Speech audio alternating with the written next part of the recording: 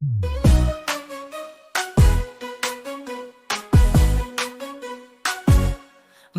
bergerak bersama guru penggerak, menebar manfaat bagi pendidikan merdeka. Lekas bergerak dalam pendidikan penggerak, ciptakan generasi unggul penuh. Bismillahirrahmanirrahim. Assalamualaikum warahmatullahi wabarakatuh. Perkenalkan, nama saya Alpasara, calon guru penggerak dari SMP Negeri Garnias, Kabupaten Sumedang. Saya hari ini ditemani oleh rekan saya, Bu Bibi. Beliau adalah guru matematika dari SMP Negeri Garnias. Assalamualaikum Bu Bibi. Waalaikumsalam warahmatullahi wabarakatuh. Gimana kabarnya Bu? Alhamdulillah sehat. Hari ini kita akan melakukan coaching ya Bu ya, yaitu kelas ibu untuk diobservasi oleh saya ya. Ada tujuannya yaitu untuk mengamati proses pembelajaran yang akan Ibu laksanakan nanti di kelas. Nanti saya akan mencatat hal-hal yang kejadian yang ada di kelas nanti ya Bu ya. Ini kita akan melakukan praobservasi ya, tujuannya yaitu untuk mengetahui persiapan Ibu dalam nanti melakukan pembelajaran di kelas. Nah, menurut Ibu tujuan apa yang akan Ibu capai nanti? Saya akan melaksanakan open kelasnya di kelas 7B ya. Materinya tentang bilangan bulat. Dan hari nanti ya ketika saya mengajar, insya Allah saya akan mengambil topiknya operasi penjumlahan dan pengurangan bilangan bulat. Tujuan pembelajaran itu yang ingin dicapai itu ada dua hal. Yang pertama, menemukan sifat-sifat yang berlaku pada operasi penjumlahan dan pengurangan bilangan bulat. Kemudian yang kedua, itu melakukan operasi hitung penjumlahan dan pengurangan bilangan bulat dengan memanfaatkan berbagai sifat operasi. Nanti ada dua tujuan ya Bu ya. Jadi mengetahui sifat-sifat dan siswa mampu mengoperasikan bilangan bulat tersebut ya Bu ya. Iya. Nah, untuk pertanyaan yang kedua Bu, area apa yang pengembangan kompetensi yang akan dilaksanakan nanti? Untuk pengembangannya itu mungkin saya ingin mengembangkan dari segi pengetahuan konsep gitu ya, pengetahuan konsep anak, kemudian juga keterampilan dalam berhitungnya gitu. Bisa jadi permasalahan buat kita semua itu untuk guru matematika bahwa anak itu kadang-kadang pemahaman konsepnya itu nggak bertahan lama gitu ya, nggak bertahan lama, sehingga dalam hal ini mungkin saya akan menggunakan strategi untuk bisa menanamkan konsep penjumlahan dan pengurangan bilangan bulat itu yang agar bisa kuat gitu untuk anak didiknya. Mungkin dengan berbagai cara yang saya juga ingin mengembangkan keterampilan baik itu dalam proses menghitung secara langsung ya, misalkan angkanya saja gitu ya, maupun ke prakteknya atau aplikasinya dalam permasalahan sehari-hari begitu. Saya juga ingin mendengarkan penjelasan dari Ibu. Nah, bagaimana sih rancangan pembelajaran yang akan dilaksanakan di kelas ya, kemudian strateginya gimana, kemudian metode dan model pembelajaran yang nantinya akan dilaksanakan. Strateginya gitu ya, karena mungkin ini juga disesuaikan dengan kurikulum yang sekarang. Insya Allah saya akan menggunakan strategi yaitu pembelajaran yang berdiferensiasi. Jadi berdiferensiasi itu berdasarkan kesiapan siswa Pak.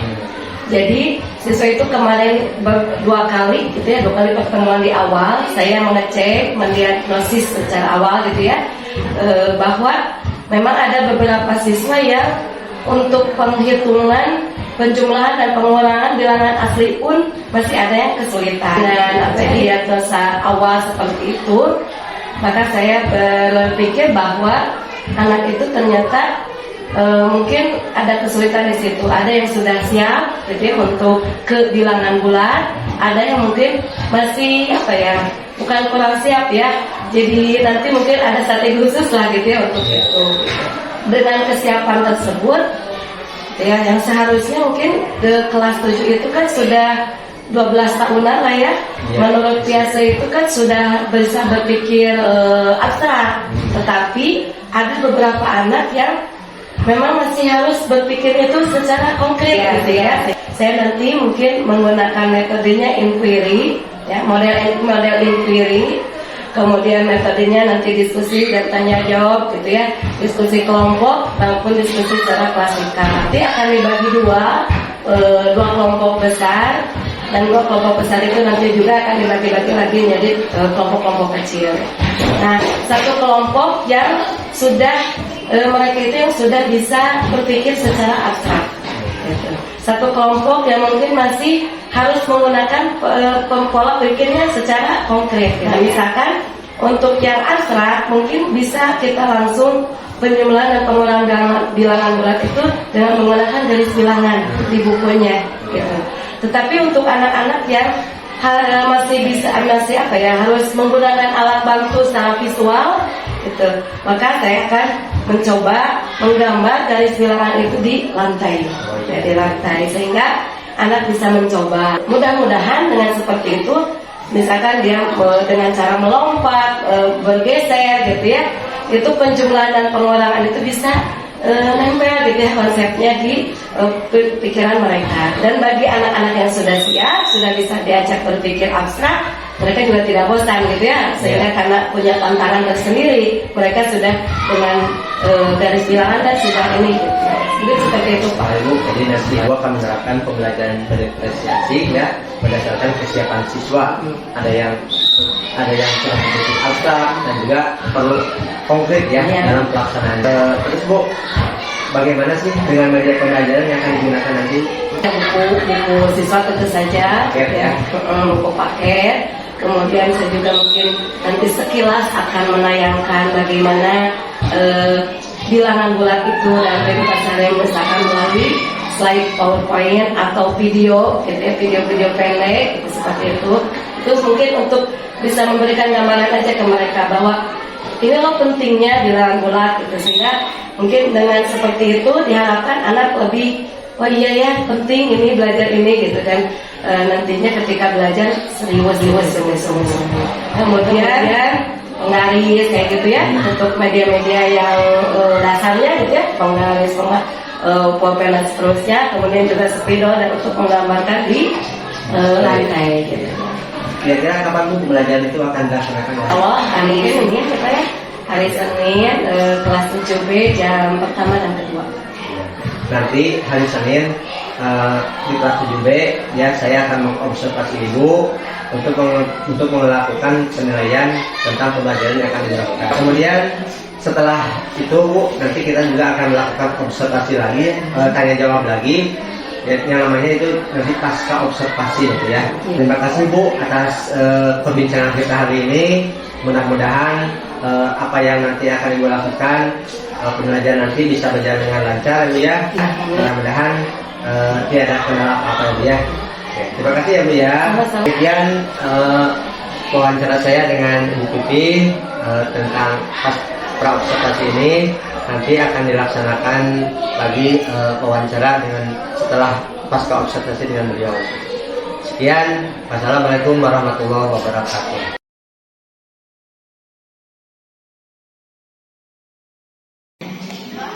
Assalamualaikum warahmatullahi wabarakatuh. Waalaikumsalam warahmatullahi wabarakatuh. Ya, alhamdulillah kita alhamdulillah kita bertemu kembali di pembelajaran matematika. Kita melanjutkan materi tentang bilangan bulat. Pertemuan yang kemarin, waktu hari Sabtu, kita sudah mengenal yang namanya bilangan bulat. Ya, nah hari ini kita akan mempelajari tentang operasi, operasi penjumlahan dan pengurangan bilangan bulat. Ya. Operasi penjumlahan dan pengurangan bilangan bulat. Pengurangan bilangan bulat. Nah, sebelum ke sana, Ibu akan absen terlebih dahulu. Nah, ketika Ibu absen namanya, kalian sebutkan angka sejumlah huruf dari nama kalian yang dipanggil. Misal Asep, berarti 4 gitu ya. Fokus ya. Ya. Aditya, benar apa hurufnya?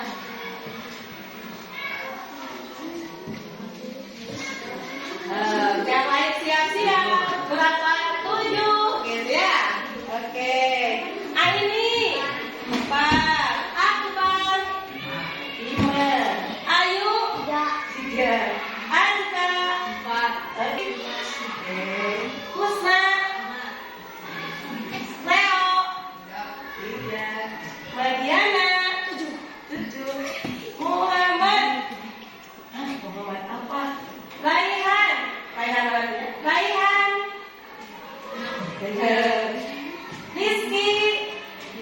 Oke. Itu bilangan ini. Baik, sekarang kita akan apa tadi ya? Kita akan melakukan mempelajari tentang operasi itu. Nah, masih ingat nggak manfaat dari bilangan bulat itu seperti apa? Dari pasarnya. Untuk apa saja? Perlu nggak sih bilangan bulat? Misalnya dalam kegiatan apa kita perlu bilangan bulat? Belanja. Apalagi? Dagang, transaksi jual beli. Apalagi? Hitung barang. Tuh, apalagi?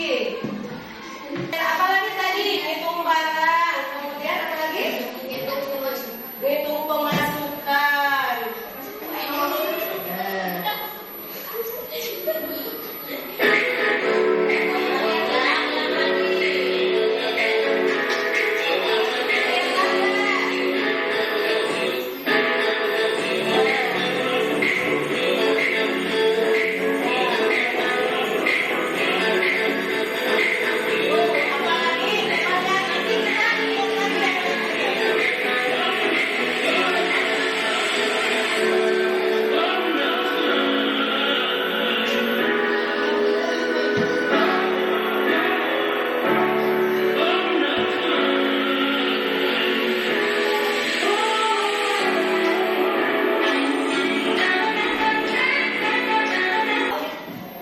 Belum apalagi?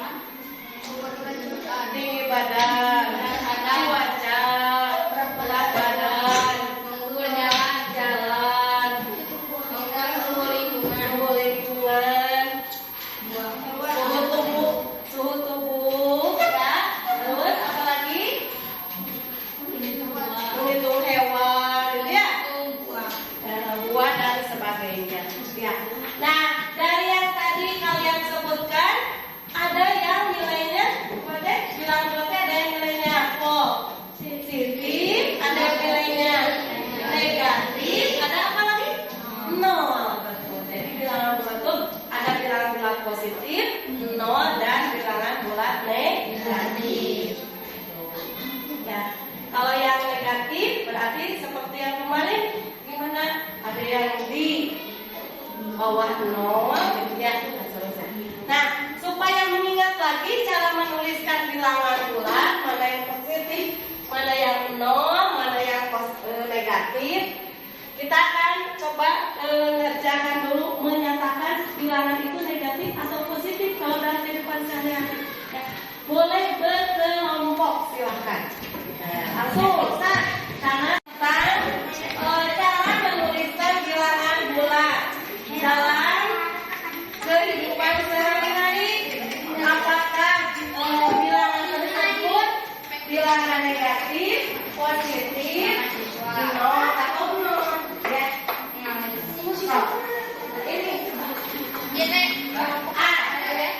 Ini di mana? Di mana?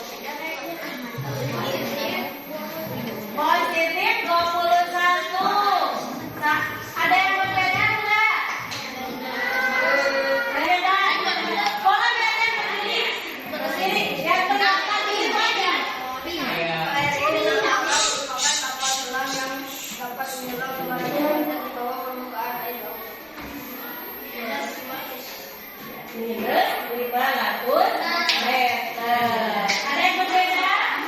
Tidak. Nomor 3, nomor 3.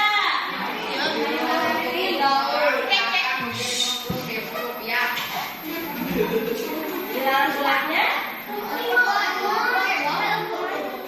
Bilangan bulatnya? Nomor 3 bilangan bulatnya berapa? Minus 50.000. Kenapa minus? Karena rugi. Ada kata rugi. Lawannya rugi apa? Untung. Nomor 4, nomor 4. Pada malam hari kita masuk jam sampai 10 derajat Celcius di bawah titik nol. Negatif 10. Negatif 10. Nanti kita harus ingat, ya boleh tepuk tangan. Harus ingat kata-kata kuncinya. Turun, berarti lawannya naik. Turun naik dalam atau ke bawah ke atas. Kedalaman lawannya ketinggian. Ya, untung apa? Untung lawannya apa? Rugi. Sini, tuh jangan ngobrol. Ya, seperti tadi membeli, menjual. Tuh kita harus ingat kata-kata itu ketika mau menuliskan bilangan bulat. Apakah itu negatif atau positif? Baik, sekarang kita langsung masuk ke operasinya. Sekalian nanti kita akan mengetahui sifat-sifat operasi bilangan bulat. Disiapkan progresnya. Nanti ibu akan bagi dua kategori. Yang pertama kelompok 1, 2, 3 dan 4. Kelompok 1, 2, 3 dan 4 itu akan menggunakan bilangan bulat menggunakan garis bilangan. Kelompok 5 dan 6 kita akan melihat di lantai, ya. Nah, lihat garis bilangannya di lantai. Naik ke kanan, ke kiri atau maju mundur. Nanti tunjukin ya. Ya. Ya. Kita akan lihat dulu gimana nih bangsa mejanya ya. Sampai mampu ya.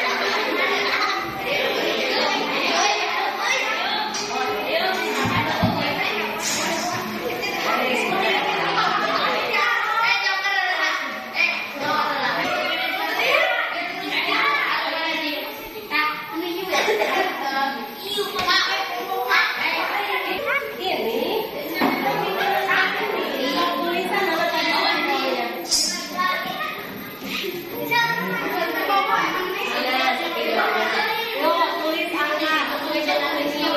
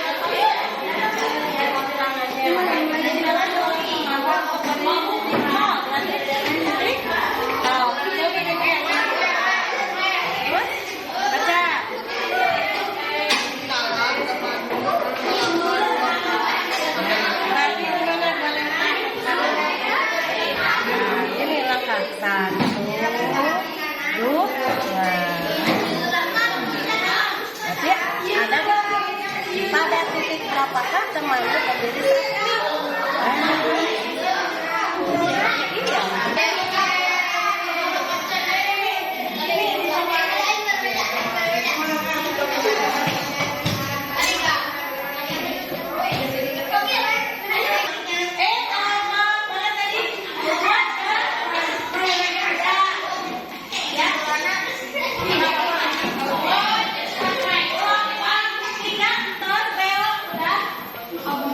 Bisa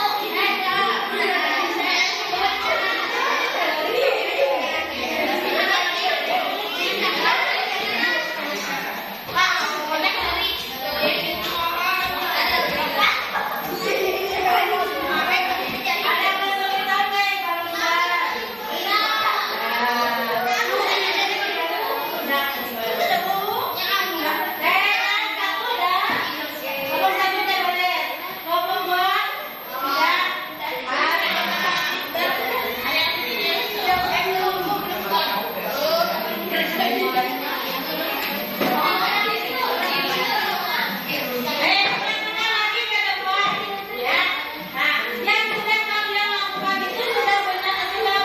Baiklah, sesuaikan dengan ini.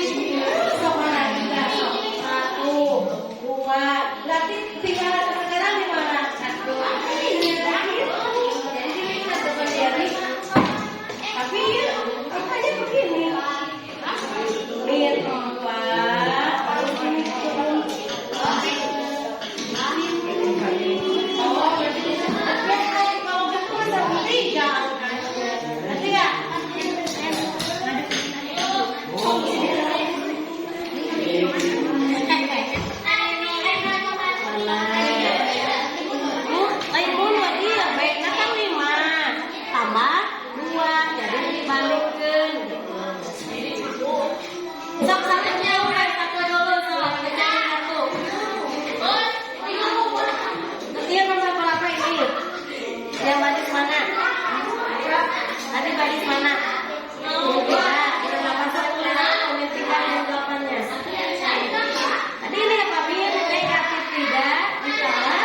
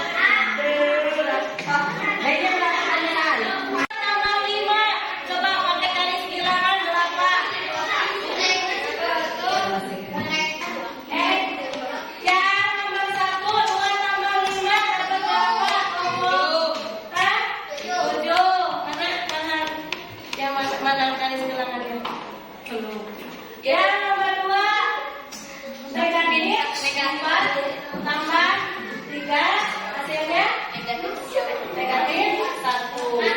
Oke. Baik, kita lihat dulu berapa aja semuanya dulu ya. Oke. Nanti boleh ditambahkan dulu. Baik, silakan semuanya. Ya, semuanya. Yang pertama tadi 2 ditambah 5 7. Ya, dengan satu lagi 5 ditambah 2. Ya, nah, kita nanti akan simpulkan 1 atau 2 kali aja 2 sifat. Ya. Untuk selanjutnya sifat berikutnya nanti kita akan bahas di pertemuan berikutnya.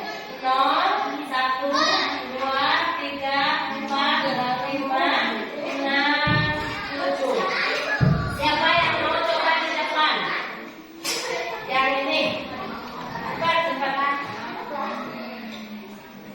Yuk. Tadi yang sudah, ini siapa? Arca udah. Arca yang pakai kedua sifat udah. Nah, sifat yang pertama 2 tambah 5 dengan 5. Yang lain lihat perhatikan bagi yang masih kesulitan. Pertama ini dulu 2 tambah 5, lihat perhatikan 1, nggak boleh dihitung bareng-bareng 2. Nah, habis 2 sudah ada di sini, kita tambah lagi 5. Tambah kemana? Lagi tambah kemana? Ke kanan. Bareng 1, 2, 3. Terus 4, 5. Sekarang berarti dia tinggalnya di titik 7. Berarti 2 tambah 5 sama dengan 7. Bapak. Reski. Bapak. Bapak, silakan maju Bapak. Sini. Yuk, bareng-bareng aja. Bapak yang ini ya. 5 tambah 2. Di bawah aja. Karena 5. Boleh dari atas 1, 2, 3. Nah, habis di 5, terus tambah 2 kemana hasilnya?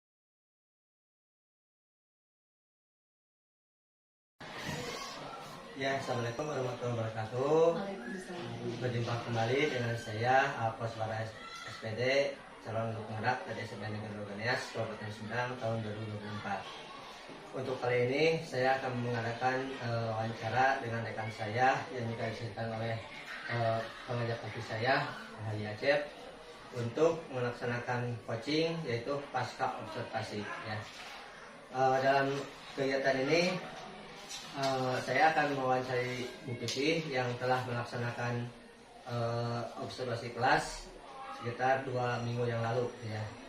Nah, tujuan dari kegiatan ini yaitu untuk mengevaluasi proses pembelajaran yang telah dilaksanakan oleh rekan saya pada pembelajaran tersebut.